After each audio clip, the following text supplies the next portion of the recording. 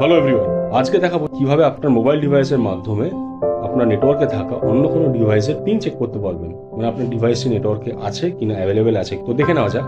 But সেটা নেটওয়ার্কে থাকতে হবে, আর যদি অন্য কোনো নেটওয়ার্কে থাকে তাহলে যে কোনো কানেক্টিভিটি একটা দরকার, সাপোজ ভিপিএন। সো দেখে নেওয়া যাক।